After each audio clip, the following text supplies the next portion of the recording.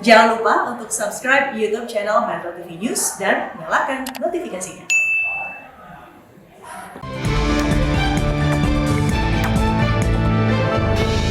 Meneguhkan solidaritas bangsa.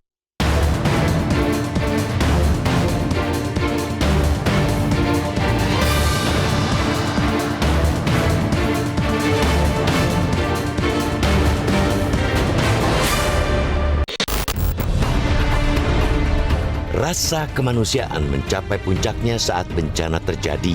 Banjir bandang di Pulau Adonara, Kabupaten Flores Timur, Nusa Tenggara Timur, mampu menggerakkan solidaritas masyarakat secara masif.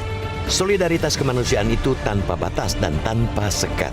Semangat solidaritas itu menggerakkan nurani untuk membantu mencari korban sampai menggalang donasi. Sejumlah desa di Pulau Adonara diterjang banjir bandang yang menyapu rata puluhan rumah bersama penghuninya pada Minggu 4 April lalu sekitar pukul 1.30 waktu setempat. Rumah, gedung, dan fasilitas-fasilitas umum pun porak-poranda. Banjir bandang Adonara menunjukkan dahsyatnya daya rusak luar biasa bencana hidrometeorologi sebagai imbas dari bibit siklon tropis Seroja. Begitu juga dengan puluhan ribu orang terdampak banjir di Kabupaten Bima, Nusa Tenggara Barat, serta ribuan rumah terendam setelah hujan dengan intensitas tinggi akibat badai Seroja. Sekitar 7.598 unit rumah terendam dengan ketinggian air 50-200 cm dan sebanyak 9.245 kakak atau 27.808 jiwa terdampak bencana banjir. Hingga kemarin tercatat sedikitnya 117 orang meninggal dunia dan 76 orang hilang di NTT. Sementara di Bima, 2 orang meninggal. Jadi total 119 orang meninggal dunia. Musibah yang perlu mendapat perhatian khusus karena telah menyebabkan jatuhnya korban jiwa dengan jumlah yang cukup besar dan dampaknya yang meluas. Jelas, sangatlah tidak ringan penderitaan yang disandang warga Adonara dan Bima yang terdampak bencana. Tidak mudah akses menuju daerah tersebut, apalagi Adonara, lokasinya sulit ditembus. Namun, dengan solidaritas sesama anak bangsa, membuat kendala itu bisa dikesampingkan. Masyarakat daerah tetangga yang tidak terdampak datang menyampaikan duka dan membawa bantuan langsung dari rumah, seperti makanan dan barang kebutuhan lain. Ikatan sosial yang menjadi modal untuk meringankan beban masyarakat terdampak dan pemulihan pasca bencana. Pemerintah juga telah menunjukkan kesigapan. Presiden Joko Widodo langsung memerintahkan Kepala Badan Nasional Penanggulangan Bencana Doni Monardo terjun ke lokasi bencana, kemudian disusul Menteri Sosial Tri Risma hari ini ikut meluncur ke Adonara melakukan penanganan pasca bencana. BNPB telah mengirim 5 eskavator membantu pencarian korban dan 4 dump truck untuk mengangkut bahan makanan meskipun diterpa gelombang laut tinggi dan kondisi Adonara yang terisolasi. Kesigapan pemerintah, baik pusat maupun daerah dalam penanggulangan pasca gempa jelas butuh dukungan seluruh elemen bangsa ini. Begitupun masyarakat Adonara dan Bima butuh sokongan saudara sebangsanya. Bencana di Adonara dan Bima merupakan bencana bagi bangsa ini. Salah satu hal yang membanggakan, banyak di antara kita yang sangat responsif begitu mendengar kabar bencana. Sebagian langsung turun tangan membantu evakuasi, menyiapkan logistik dan makanan bagi para korban. Kita memberi apresiasi kepada donatur yang menggelontorkan bantuan ke daerah bencana. Solidaritas, tolong-menolong dan gotong royong itulah sejatinya gen bangsa ini. Solidaritas ialah energi cinta kasih yang menembus sekat agama, suku, ras, dan status sosial.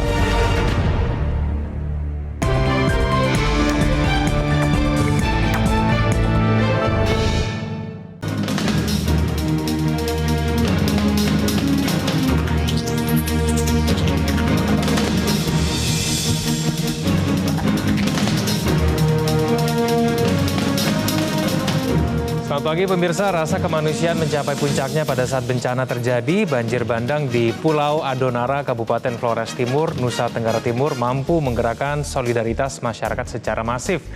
Solidaritas kemanusiaan itu tanpa batas dan tanpa sekat. Semangat solidaritas itu menggerakkan nurani untuk membantu mencari korban sampai menggalang donasi.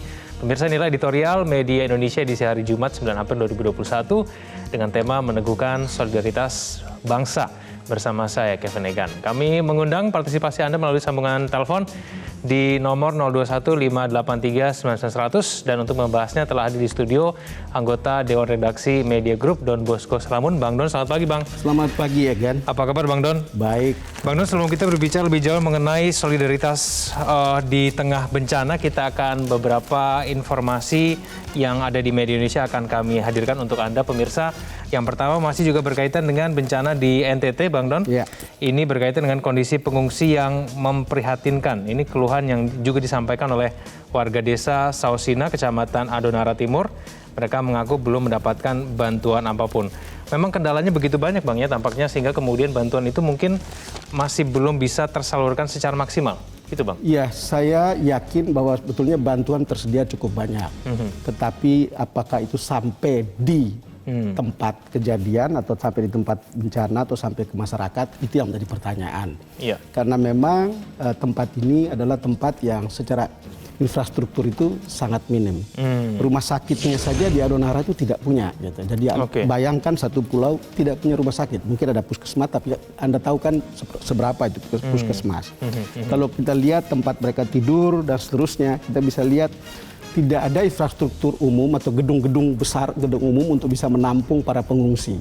Jadi dalam kondisi seperti sekarang, kalau dikatakan memprihatinkan, ini kan lagi pandemi ya. Iya. Ada pandemi, lalu kemudian ada bencana seperti ini, itu deritanya itu 2 kali lipat, lebih besar. Jadi orang lalu berpikir soal pandemi di satu sisi, lalu kemudian berpikir atau merasakan kondisi bencana di mana mereka kehilangan rumah, lalu kemudian belum tersedia bantuan yang memadai untuk sampai betul di lapangan, ya itu situasinya tentu memprihatinkan. Baik, semoga kita berharap bahwa kondisinya akan semakin baik. Kita berharap bahwa itu saya kira soal waktu ya. Tetapi ini kan harus berkejaran dengan waktu. Baik, Bang Don, kita ke informasi media Indonesia yang lain yang juga menjadi pencermatan kita pada pagi hari ini, di mana kemudian pasien sembuh terus bertambah mencapai 90,1%, Bang. Ini berarti angka yang sebetulnya kalau kita cermati ini kasus sembuhnya ini di atas kasus sembuh dunia ya Bang ya?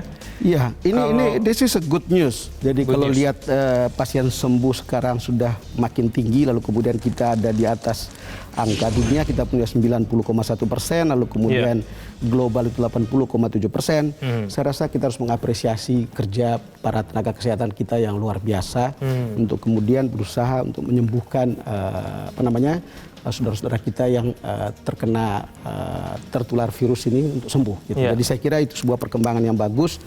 Dan berita bagus lainnya adalah bahwa kemudian kita punya jumlah kasus aktifnya sekarang sudah single digit gitu. Jadi ini menarik dan walaupun tentu harus selalu ada kewaspadaan karena juga ada kekhawatiran orang merasa ada vaksin lalu kemudian ada cerita bahwa ada sembuh begini, kita bisa terjebak pada imajinasi bahwa oh ini sudah berlalu gitu. Takutnya terlena ya Bang ya? Ya, nanti kemudian kita lalai. Itu juga sama dengan bencana tadi. Berita kita bahwa bantuan banyak ke sana ternyata belum sampai. Jangan sampai kita terjebak dalam imajinasi bahwa oh ini sudah selesai gitu. Itu sebuah medan yang berat gitu. Oke, baik. Kita ke halaman kedua, Bang Don. Ini juga berkaitan dengan supaya kasus sembuh kita semakin baik dan kemudian juga kasus penyebaran COVID-19 kita juga terus menurun, Bang. Di mana kemudian berkaitan dengan larangan mudik, di mana kalau mau nekat mudik, kendaraan nanti akan ditilang dan kemudian akan disuruh untuk putar balik. Nah ini bagaimana Bang mencermati mengenai larangan mudik, moda transportasi pun sudah diinstruksikan untuk berhenti total ya dari tanggal 6 hingga 17 Mei yang akan datang, Bang Don. Iya Egan, saya kira pemerintah belajar atau kita belajar dari situasi-situasi sebelumnya.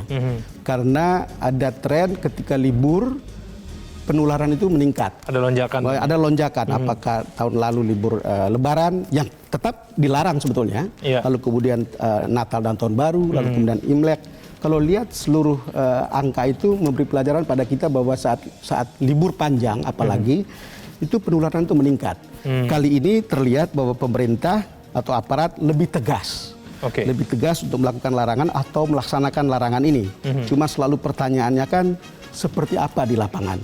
Kalau lihat bahwa itu ada 333 titik penyekatan di jalur darat selama larangan mudik Lebaran, ya kita bisa bayangkan apakah 333 titik itu cukup untuk membuat orang tidak bisa lewat jalan tikus atau apapun lah gitu. Tapi saya kira kita berharap ini akan lebih baik karena risiko dari pelonggaran adalah peningkatan penularan. Dan kalau terjadi peningkatan penularan, sayang sekali kita sudah bisa mulai menurunkan, lalu kemudian menyembuhkan cukup banyak orang. Lalu tiba-tiba kita harus mulai lagi dari bawah untuk membuat makin banyak orang tertular. Saya kira kita tidak boleh terjebak pada kesalahan yang sama. Ya, soalnya tidak sedikit orang juga yang akan yang tetap ragu Bang dengan penerapan aturan ini. Karena itu betul. mengatur jutaan orang yang akan mudik kan susah Bang.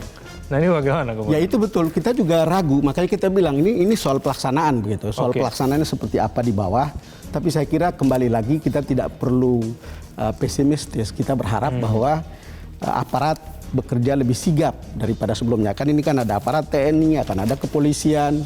Jadi kalau lihat seperti ini, ya dulu juga begitu ya. Tapi kita betul-betul berharap kali ini lebih ketat. Dan terutama tentu kita minta kesadaran masyarakat sendiri gitu.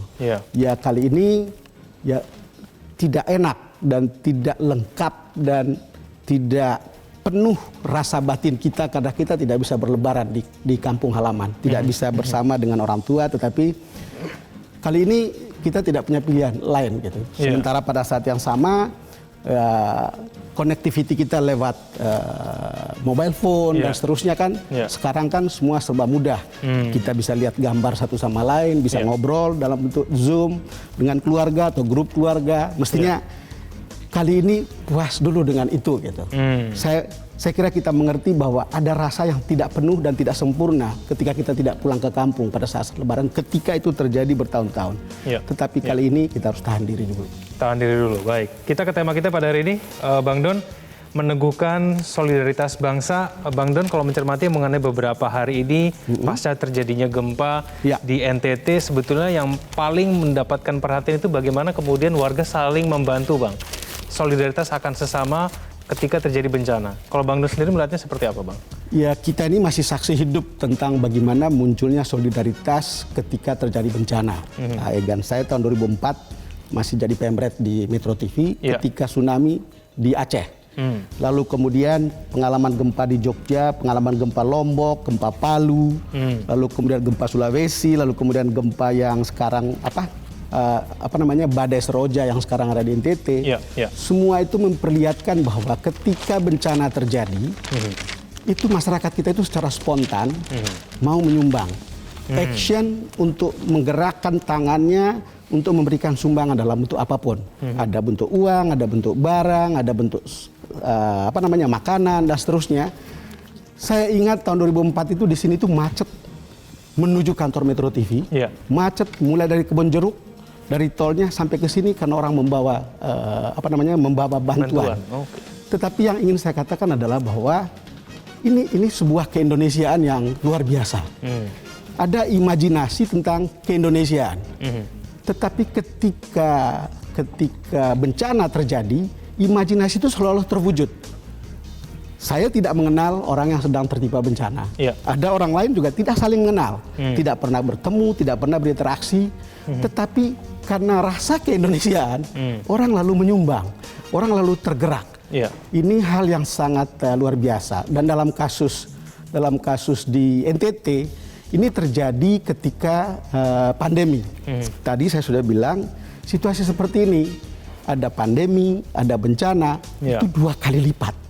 Dan kita juga membutuhkan sebetulnya solidaritas ini tetap harus diteguhkan. Itulah yang dikatakan oleh media hari ini.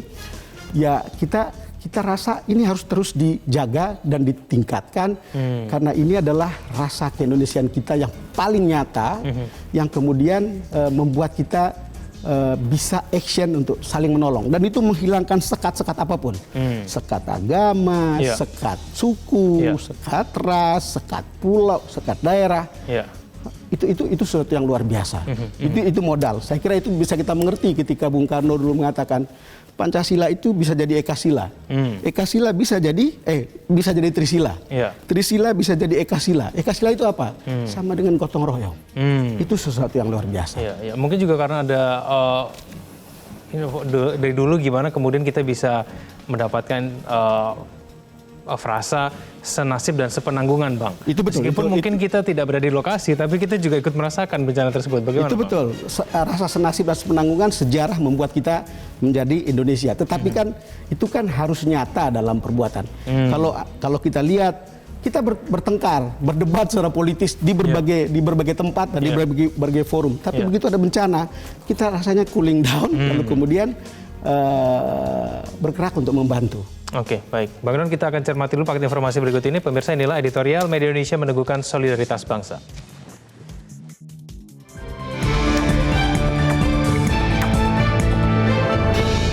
Meneguhkan solidaritas bangsa.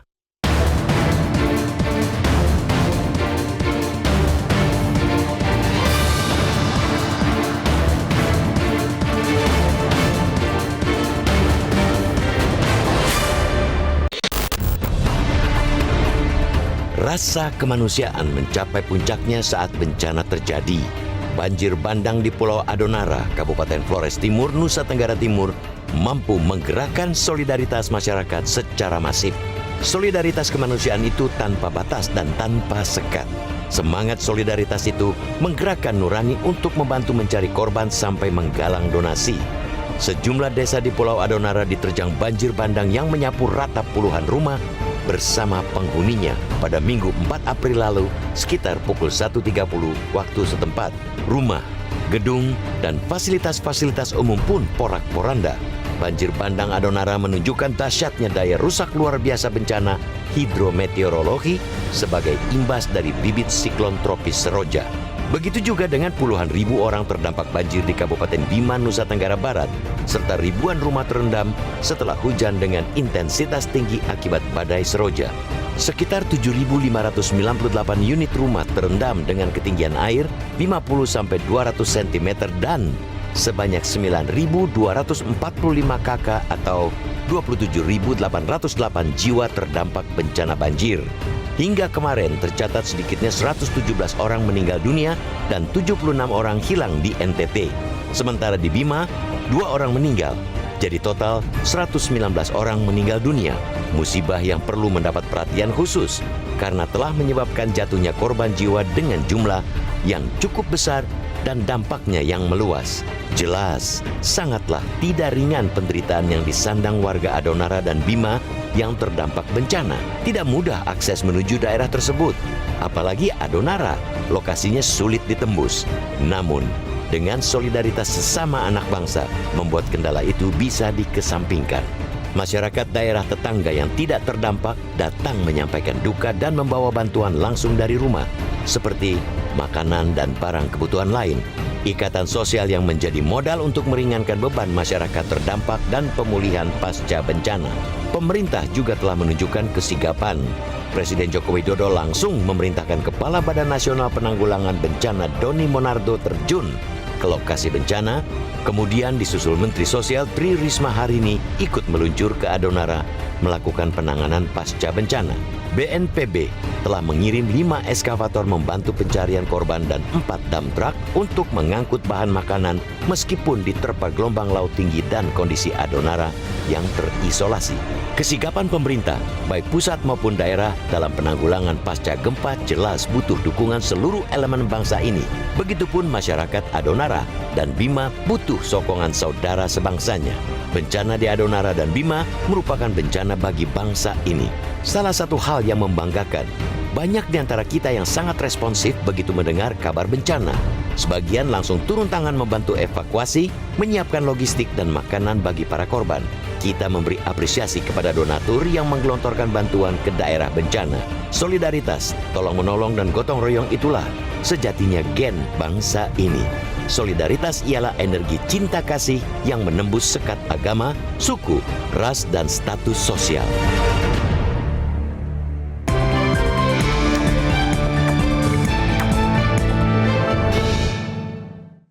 Sampai kamu dapat Anda bisa kontak kami di nomor telepon 01583 99100. Kami akan kembali usai jeda berikut ini.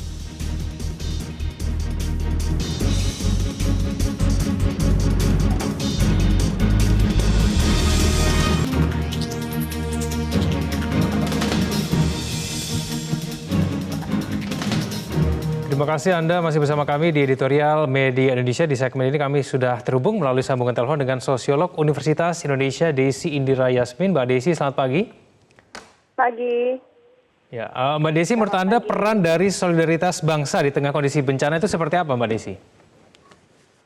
Ya itu sangat penting, Pak. Sangat penting ya, dan sebenarnya solidaritas itu merupakan bagian dari nilai budaya dasar masyarakat Indonesia, di mana kita kan dari dulu memang sudah mengenal budaya gotong royong, sehingga pada masa modern ini sebenarnya solidaritas antar kelompok, antar warga, gitu ya, antar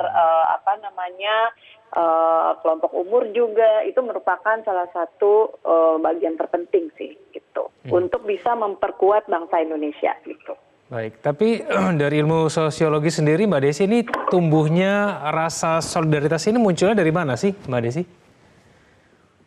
Solidaritas sebenarnya dari secara sosiologis ya, solidaritas itu muncul lewat pertama pastinya agen sosialisasi. Ya, agen sosialisasi itu ya diturunkan atau disosialisasikan dari kecil, kemudian dari institusi pendidikan, kemudian melalui agen-agen pemerintah juga sebenarnya, bagaimana pemerintah bisa mendukung semangat persatuan antar kelompok gitu ya, antar provinsi, antar pulau gitu di Indonesia. Nah, itu sebenarnya saling mempengaruhi semua agen sosialisasi tersebut gitu, termasuk media gitu juga punya peran untuk bisa terus membangkitkan bagaimana pentingnya untuk kita saling menolong gitu ya, saling peduli kepada sesama kita, dan institusi agama juga berperan gitu.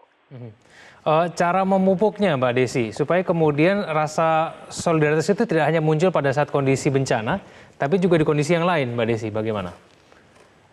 Ya itu ya, sama seperti yang tadi saya bilang, kalau memang kita sepakat bahwa solidaritas adalah merupakan nilai dasar dari masyarakat Indonesia yang terus-menerus ingin kita pertahankan gitu ya, maka sosialisasi tentang bagaimana kita melakukan kepedulian, membangkitkan kepedulian itu harus dibangkitkan sejak anak itu dini, ya, usia dini, mulai dari keluarga, kemudian mulai dari institusi sekolah, kemudian tadi institusi agama, lalu lewat kebijakan pemerintah yang support, yang mendukung, terus kemudian ya dari masyarakat, dari neighborhood gitu ya, dari lingkungan pemukiman, itu semuanya harus konsisten dan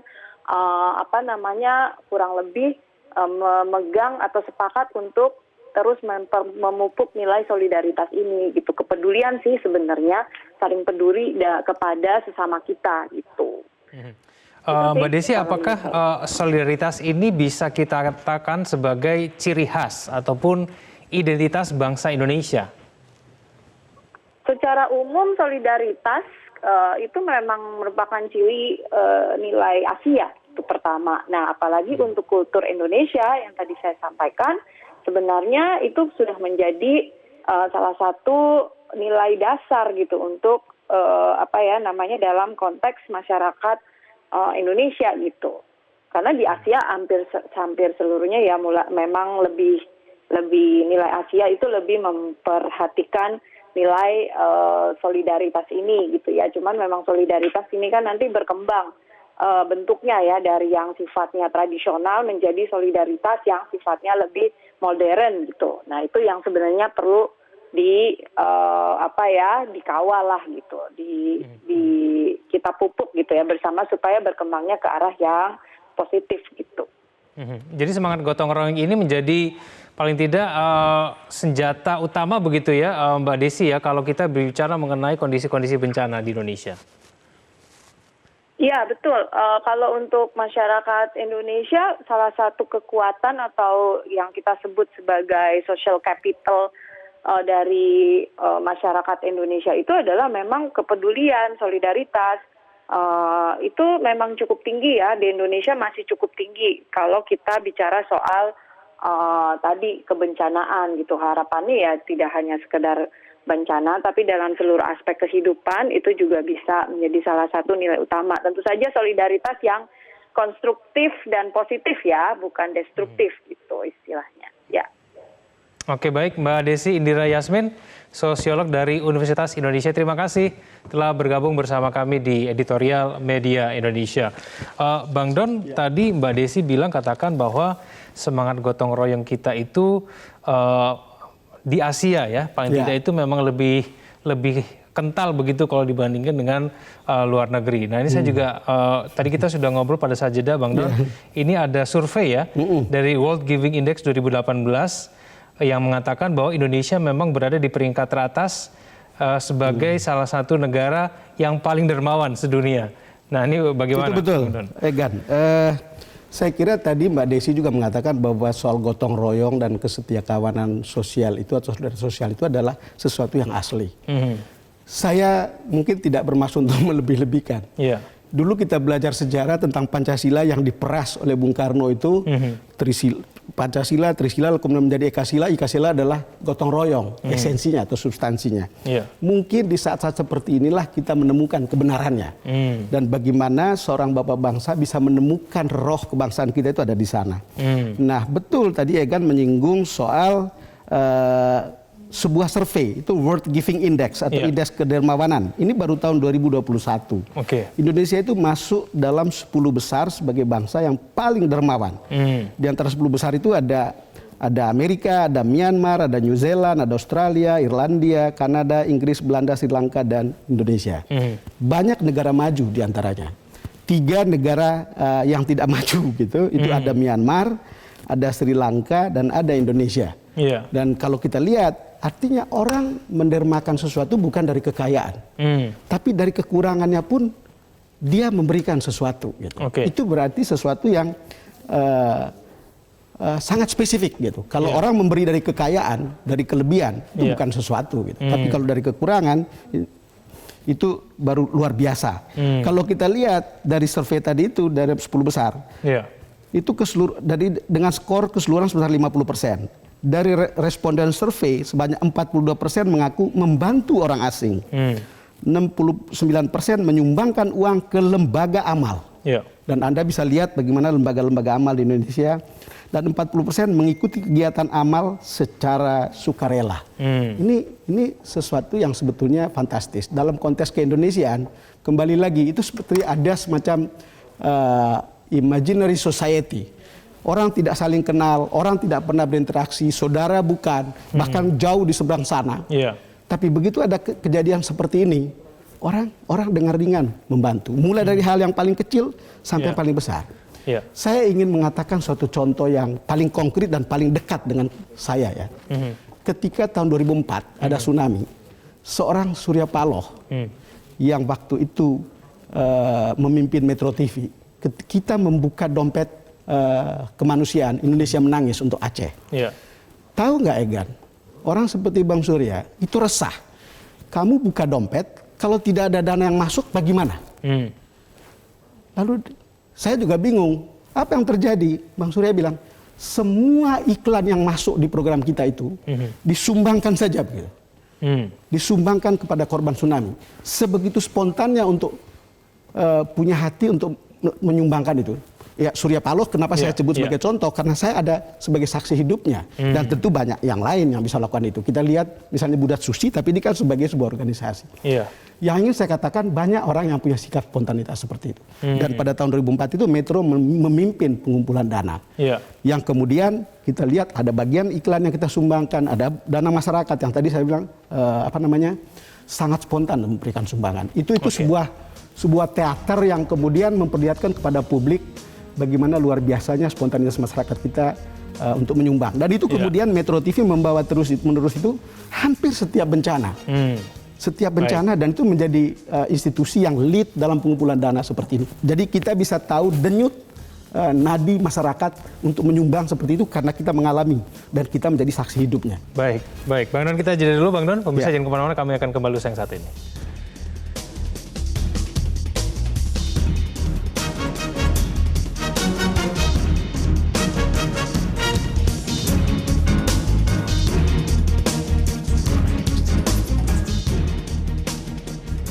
Kembali bersama kami di Editorial Media Indonesia. Kita akan mulai menyapa penelpon kita pada pagi hari ini. Pemirsa, yang pertama ada Ibu Lia dari Makassar. Ibu Lia, selamat pagi. Assalamualaikum. Ya, Waalaikumsalam. Waalaikumsalam. Silakan Ibu Lia. Ya, jadi kalau kita di bangsa Indonesia, Pak, ya, saya rasa tidak usah diragukan, dikhawatirkan lagi untuk solidaritasnya nih, Pak, ya. Dengan pengamalan Pancasila saja, itu 5 sila, itu sudah tercakup semua di situ, Pak. Kebiasaan daripada bangsa kita. Ya, jadi jangan ke musibah yang besar. Ya, misalnya di gotong royong tingkat RT saja kita lihat partisipasi masyarakat untuk membantu ke masyarakat warga yang lain. Jadi saya rasa dengan peristiwa di NTT ini, saya kira semua bangsa kita atau rakyat kita itu pasti ya akan ikut membantu minimal doa ya. Jadi secara moral dan material dan minimal adalah doa. Kita mengharapkan semua rakyat atau bangsa atau masyarakat yang ada di NTT itu bisa terbantu dengan secepatnya dengan boleh dengan menggalang dana atau dan sebagainya. Cuma prosedurnya yang biasa ya yang menghambat penyalurannya. Jadi biasa banyak bantuannya tapi penyalurannya tidak sampai ke yang membutuhkan. Kan itu tadi saya dengar tadi di editorial bahwa ada daerah yang memang agak sulit dijangkau. Jadi barangkali inilah yang perlu diperhatikan oleh pemerintah supaya meskipun sulit dijangkau tapi tetap mendapat bantuan dari pemerintah maupun dari masyarakat yang lain. Itu saja barangkali, Pak. Terima kasih. Baik, terima kasih Ibu Lia. Di belakangnya ada Pak Syahril dari Jakarta. Pak Syahril, selamat pagi. Selamat pagi, Metro. Ya. Ada Silakan, 4 solidaritas yang saya pertanyakan sekarang ini. Solidaritas pertama itu adalah penegak hukum. Solidaritas penegak hukum itu harus diwujudkan dalam bentuk memberikan hukuman yang seberat-beratnya terhadap mereka-mereka pejabat-pejabat atau petugas penyalur dana-dana bantuan-bantuan kepada masyarakat yang membutuhkannya. Jadi solidaritas itu yang saya tuntut terlebih dahulu. Yang kedua, solidaritas daripada para pejabat dan mereka-mereka yang terkait dengan penyaluran itu betul-betul melaksanakan tugasnya karena lillahi ta'ala dan tugas kewajiban mereka. Solidaritas ini dulu yang saya tuntut. Terus yang ketiga, solidaritas daripada mereka-mereka yang menguasai kekayaan Republik ini, katanya 75% kekayaan Republik ini berada pada satu kelompok orang, lebih kurang 1%. Ada yang punya kekayaan sampai 5 triliun, 10 triliun. Kemana mereka, solidaritas mereka? Mereka kaya karena Indonesia. Mereka punya harta kekayaan sedemikian ratusan triliun karena Indonesia. Di mana solidaritas mereka? Saya tuntut solidaritas mereka. Di mana mereka itu sekarang? Ya.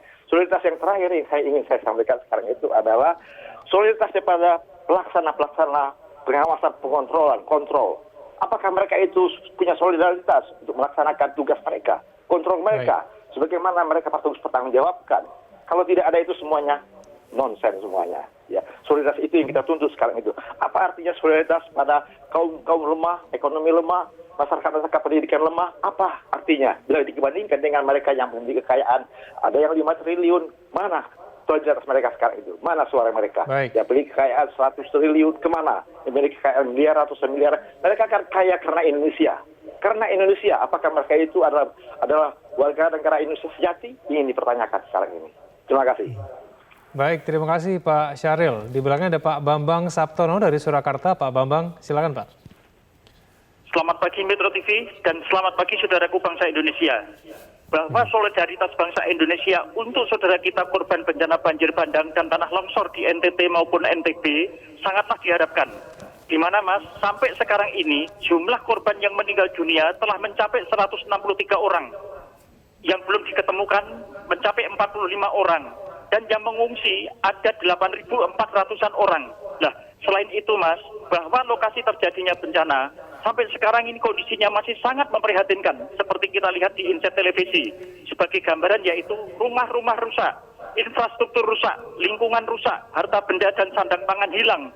Dan kemudian cuaca buruk masih sangat menghantui. Nah, oleh karenanya Mas, bantuan dalam bentuk apapun masih sangat dibutuhkan bagi para korban.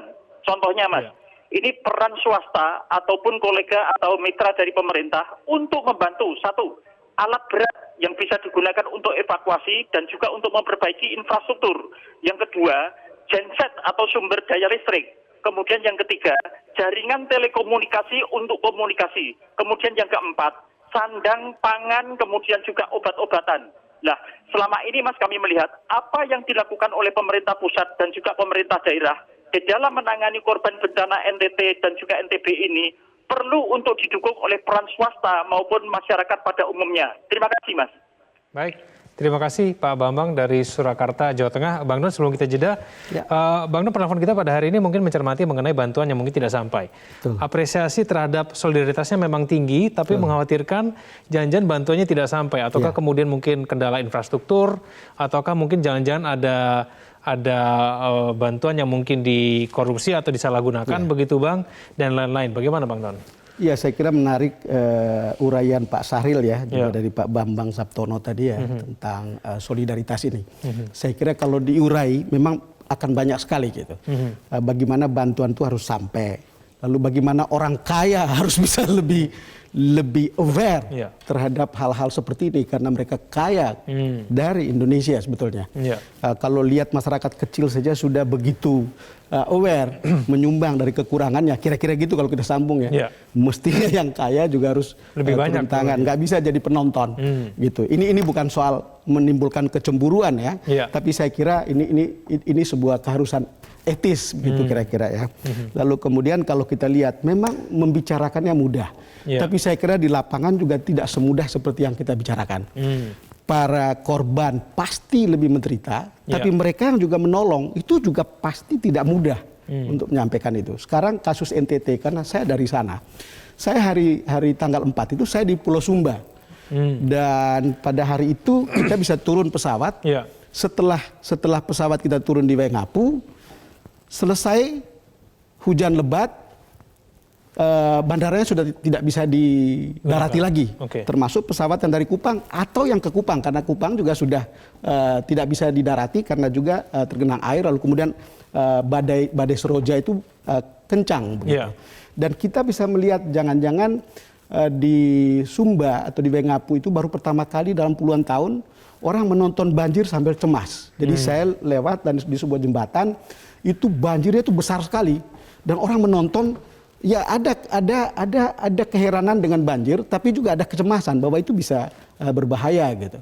Dan kalau kita lihat situasi di Adonara, Sumba bukan sesuatu tempat yang terpencil. Kalau Adonara itu rada terpencil begitu daerahnya, dan bisa dimengerti sekarang kalau misalnya mungkin bantuan belum sampai di TKP. Tetapi yang intinya kemudian adalah bahwa kita jangan terjebak pada ilusi atau pada realitas semu. Kalau pemberitaannya seolah-olah bantuan itu sudah banyak, solidaritas itu sudah diperlihatkan di situ, dan itu seolah-olah sudah sampai di lapangan. Itu masih jauh. Kita lihat mungkin dari penjelasan Pak Doni Monardo yang BNPB yang dari sana bisa kita lihat situasinya bahwa itu tidak mudah. Tidak ada tempat untuk penampungan pengungsi. Makanya beliau mengatakan lebih baik menyewa rumah tetangga atau keluarga, tetapi menyewa di situ kan ini kan urusan pandemi. Sementara di pengungsian kalau protokol kesehatannya juga tidak bisa dipatuhi, persoalannya menjadi 2 kali lipat. Ada persoalan pengungsian, ada persoalan penyakit atau protokol kesehatan. Jadi ya kita berharap ya pada saat-saat seperti ini masyarakatnya solidaritasnya tinggi, tapi pemerintah harus at all cost untuk bisa menyelesaikan ini. Betul seperti dikatakan oleh Pak Bambang Saptono. Yang meninggal itu 160-an.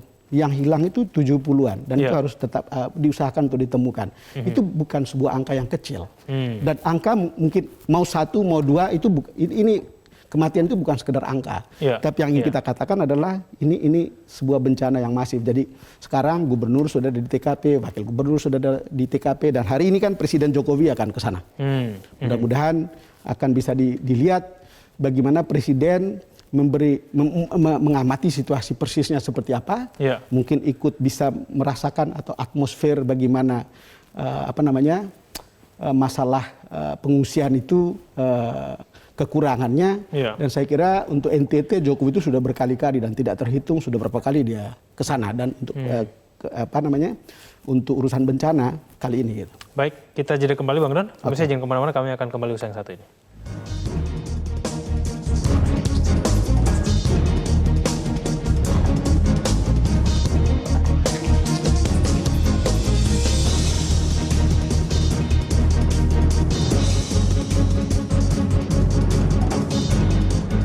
Kembali bersama kami di editorial Media Indonesia. Bang Don, kita sempat menyinggung mengenai kedatangan Presiden Joko Widodo ya Bang ya, yang rencananya akan melihat langsung bagaimana kemudian situasi dan kondisi di sana Bang. Ini seberapa penting sih sebetulnya kehadiran Presiden Jokowi ke lokasi bencana saat ini?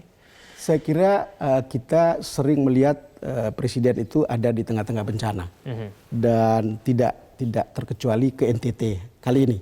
Ya. Saya kira pesan yang ingin disampaikan adalah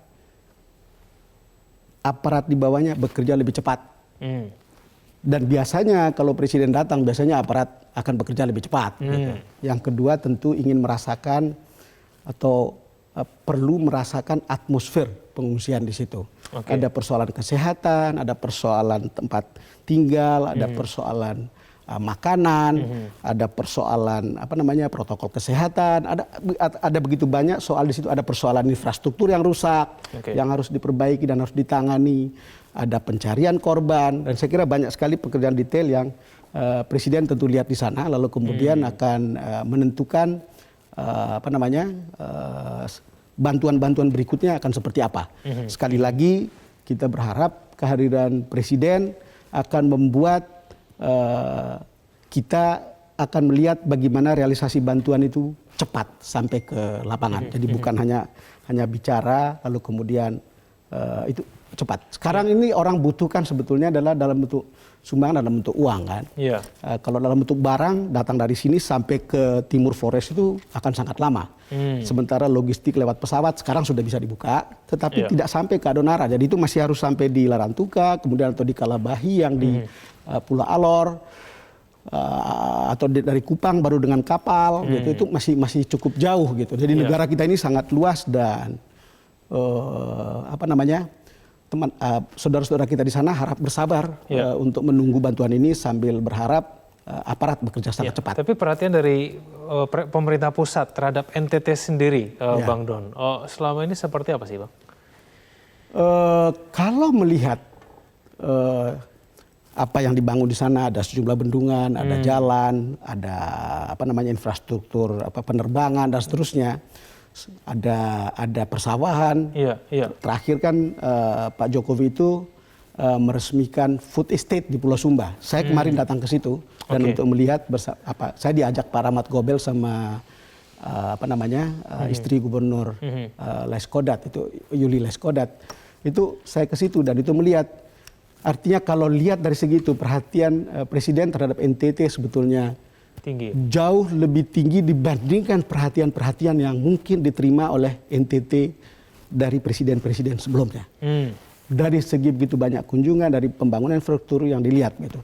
Cuman hasilnya kan tentu saja akan ada yang mengatakan ya hasilnya belum ada gitu. Ya tapi ini biasa saja. Selalu saja ada komplain untuk hal-hal yang sebetulnya butuh waktu, tidak bisa segera kita peroleh hasilnya. Tetapi secara kuantitatif mestinya ada peningkatan yang jauh lebih signifikan. Cuman orang kan harus sadar NTT itu adalah provinsi miskin, termasuk 3 termiskin dari bawah gitu, di bawah, di atas Papua. Mungkin juga saya tidak tahu provinsi satunya, lalu kemudian NTT. Ya kami ini dibesarkan dalam situasi kemiskinan. Kalau saya datang ke sini justru karena saya mencoba untuk keluar dari dari situasi miskin seperti itu, belajar lalu kemudian jadi seperti sekarang. Tapi yang ingin saya katakan adalah situasi seperti ini menambah kesulitan, menambah beban baik pemerintah daerah maupun pemerintah pusat dalam situasi seperti sekarang. Pilihannya memang harus dibangun. Coba bayangkan di Pulau Adonara itu tidak punya rumah sakit. Anda jangan membayangkan pulaunya itu sekecil salah satu pulau 1000 di sini. Besar. Besar itu pulaunya. Tapi nggak ada rumah sakit, Bang. Nggak ada rumah sakit di situ. Bayangkan kalau situasinya seperti itu, ya berarti memang belum terjangkau. Dalam situasi seperti ini kita berharap bahwa urusan kesehatan harus tetap harus berjalan bagus. Gitu. Tapi kalau kita kembali mengenai bicara solidaritas itu tadi, Bang. Tetap ada saja mungkin orang-orang yang mungkin bersifat nyinyir begitu ataupun mengkritisi mengenai berbagai kebijakan yang mungkin sudah dilakukan. Bahkan nyinyirnya itu mungkin kalau kita lihat di media sosial juga banyak kan Bang. Nah ini orang-orang yang mungkin bisa dikatakan mempolitisasi mengenai bencana, tidakkah ini juga akan selalu ada dan ini menjadi kendala juga Bang nanti ke depannya? Ini bagaimana? Ya tidak ada orang yang sependapat dan seperasaan. Dalam berkelompok itu selalu saja ada yang berbeda. Satu persoalan selalu bisa dilihat dari berbagai sisi. Dari berbagai kepentingan, dari berbagai sudut di mana orang itu berdiri. Jadi jangan heran yang begitu. Tetapi orang selalu bilang seeing is believing. Apa yang terlihat itulah yang dipercaya gitu. Nah kalau kita lihat dalam rangka musibah dimanapun maupun di NTT kali ini, gerak cepat pemerintah untuk menyelesaikan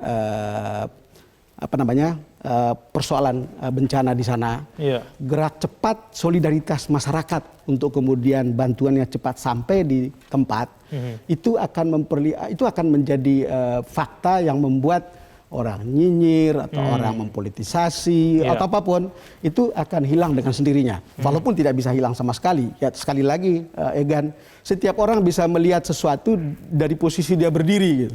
Kalau melihat gunung dari sebelah kanan dia bilang, "Oh, ini lancip sekali jurangnya." Tapi kalau dari sebelah beda lagi begitu. Jadi coba bayangkan begitu banyak kepala, begitu banyak hati, begitu banyak kepentingan, lalu kemudian begitu banyak kemudian varian pandangan tentang sebuah hal yang sama gitu.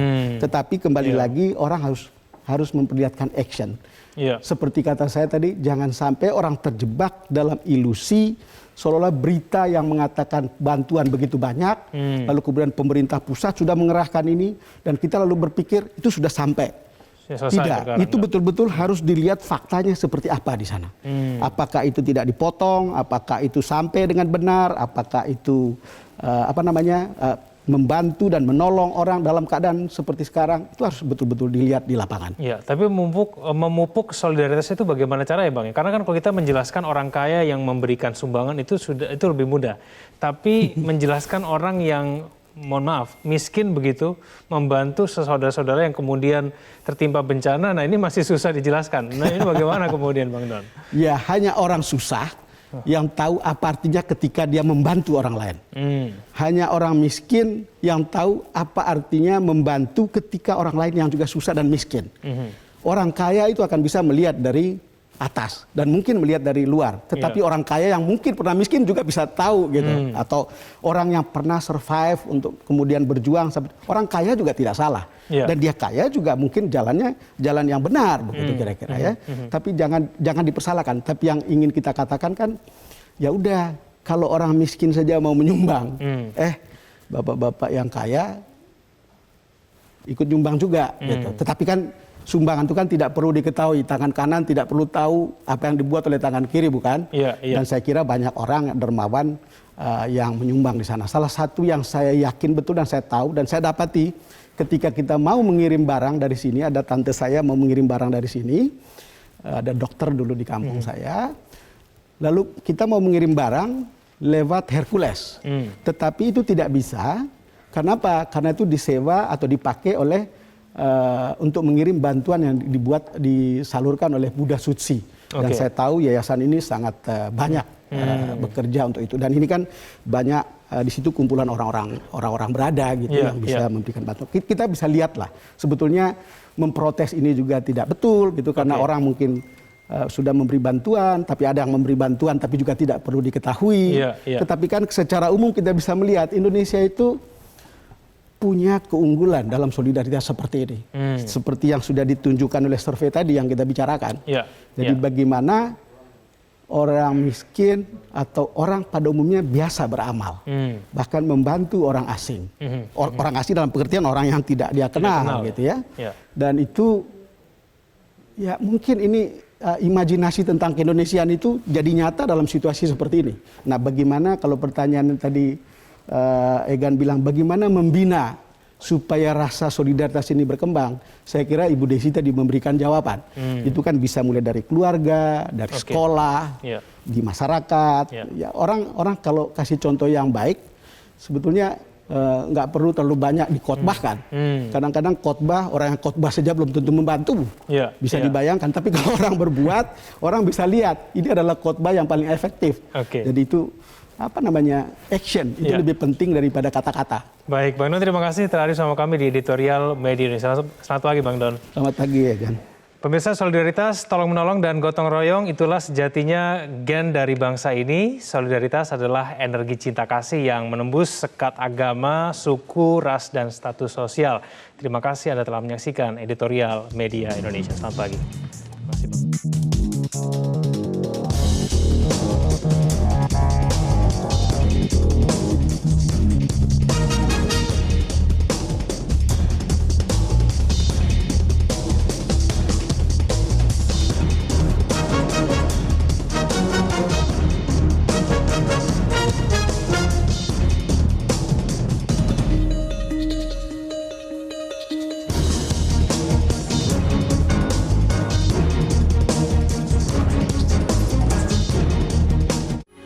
Metro TV